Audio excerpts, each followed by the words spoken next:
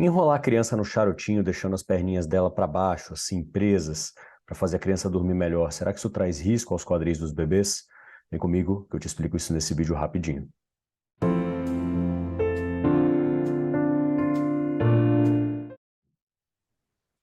Olá, caros pediatras, pais e mães, esse é mais um PPPM para pediatras, pais e mães aqui na Ortopediatria Brasil. E hoje o nosso vídeo é para falar sobre se existe risco ou não de enrolar as crianças com uma manta com as pernas esticadas para baixo, que a gente chama de charutim. Essa prática é muito popular e vem se tornando mais popular ainda nos últimos anos, principalmente em alguns países como a Inglaterra, justamente por fazer as crianças dormirem de forma mais tranquila. Mas será que tem risco para os quadris lá embaixo? Vamos dar uma olhadinha lá no artigo que eu tenho no meu site que explica tintim por tintim essa questão. Tá?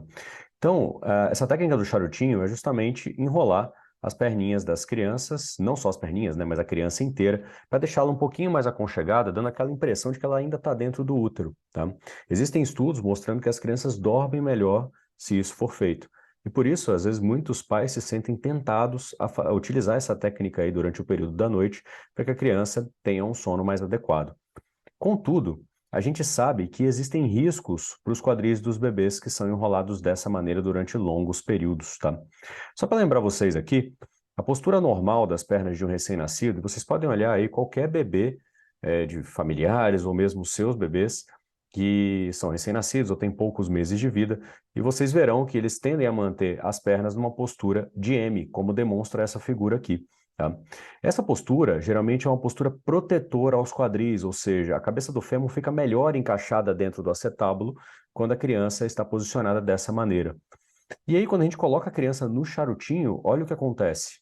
A gente estica, na verdade, forçadamente as pernas para baixo e o fato da gente jogar o joelho mais para dentro, como mostra essa figura, faz com que o quadril ele tenda a sair para fora, tá? Aí você fala, poxa, Luiz, mas isso é muito teórico, não? Será que tem estudos que comprovam essa associação?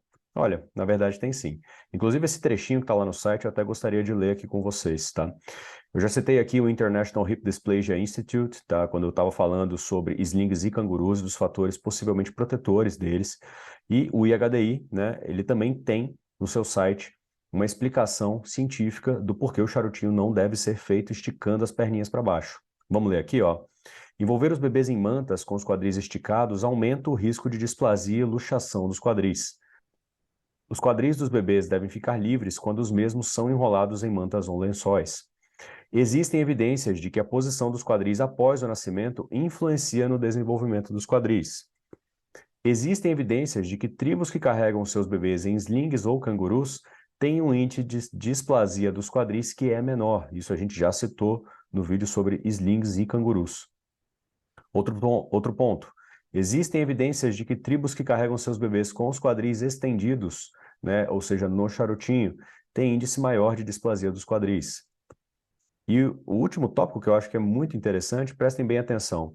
No Japão, em 1975, uma política pública para mudar o hábito de realizar o charutinho nos bebês diminuiu os índices de displasia dos quadris de 3,5% para menos de 0,2%. Ou seja, existem informações e evidências científicas relevantes que fazem com que a gente consiga recomendar fortemente que os quadris não sejam colocados em posições não fisiológicas, ou seja, enrolados para baixo durante os primeiros meses de vida das crianças, tá?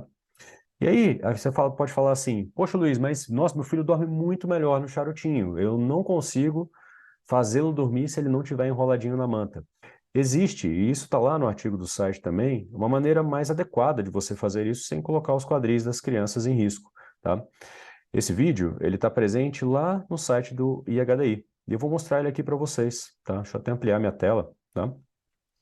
Então é um vídeo muito curtinho que mostra a maneira adequada da gente fazer o charutinho nas crianças. Percebam aqui, ó, que a mãe, ela enrola a parte de cima do tronco da criança, mas as perninhas ela faz questão de deixarem livres para serem movimentadas, tá?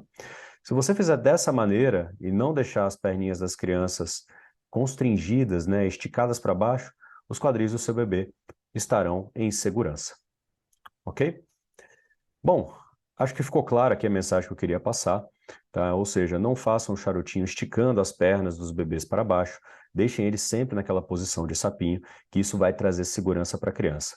Então, gente, para finalizar agora, eu queria dizer que no vídeo sobre slings e cangurus, eu falei que por mais que os slings e cangurus possam ser um fator protetor aos quadris, que a gente não utiliza, na verdade, eles por tempo suficiente para que eles possam causar muito benefício ou muito risco, né? Geralmente a gente utiliza os slings e cangurus para transporte.